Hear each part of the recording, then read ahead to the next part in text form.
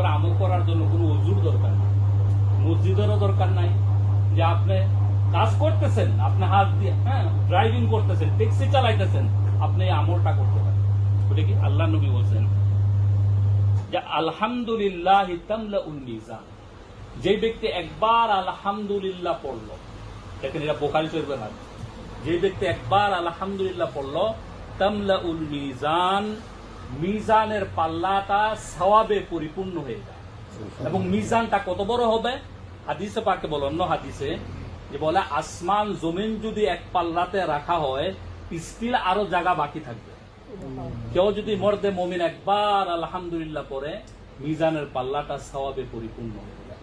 আর কেউ যদি একবার সুবহানাল্লাহ আলহামদুলিল্লাহ একবার পড়ে, তামলা মা বাইনাস সামাই ওয়াল আরদ, জমিন থেকে আসমান পর্যন্ত হাদিসে বলে 500 বছরের দূরত্ব। আল্লাহ 500 বছর রকেটের গদি না সাইকেলের গদি না প্লেনের, আল্লাহ ভালো জানে।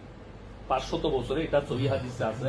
কেউ যদি একবার সুবহানাল্লাহ আলহামদুলিল্লাহ পড়েন, জমিন থেকে আসমান পর্যন্ত খালি জায়গা এটা সব পরিপূর্ণ। তো বলেন জিকির করতে কোনো লাগে? কত সহজ না? কই, কিন্তু আমরা পারি না।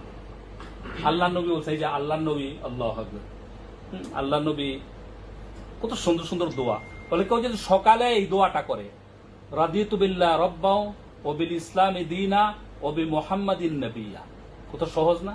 বলে 3 বার যদি এই দোয়াটা কেউ পড়ে, ওটা আল্লাহ নবীর উপরে দোয়া দুরূদ, বলে আমি তার হাত ধরে জান্নাতে নিয়ে যাব। কিন্তু কই, আমরা হয়তো অনেকে জানি কিন্তু করতে পারতেছি। আল্লাহ নবী আরো বলেন, কেউ যদি 10 বার সকালে এবং 10 বার বিকালে যদি সাল্লাল্লাহু আলাইহি ওয়াসাল্লাম পড়লো, সাল্লাল্লাহু আলাইহি ওয়াসাল্লাম কয় সেকেন্ড লাগলো? বলে যে আমার শাফাআত তার জন্য ওয়াজিব হয়ে যাবে। আমরা তো কেন পারতেছি না? কোরআনে একটা আয়াত আছে, ওই আয়াতটা বলে, কোরআনে বলে ইস্তাহওয়াযা আলাইহিমুশ শাইতানু ফাআনসাহুম যিকরা। দেখেন পুলিশে যখন ক্রিমিনালদেরকে ধরে না, যারা ক্রাইম করে ওদেরকে ধরে, কি করে জানেন? প্রথম বলে হ্যান্ডস আপ, হ্যান্ডস আপ করায় না? আচ্ছা, হ্যান্ডস আপ কেন করায়?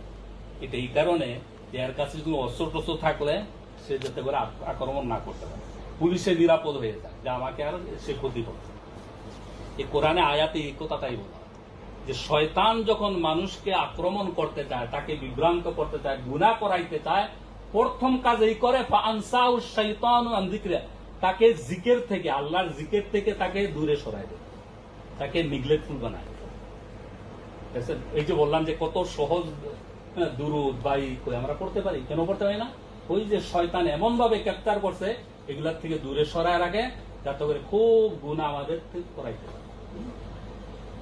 আমার সময়কে একটা হাদিসে বলা হয় যে 5টা জিনিসকে 5টা জিনিসের আগে অগ্রাধিকার দিলাম।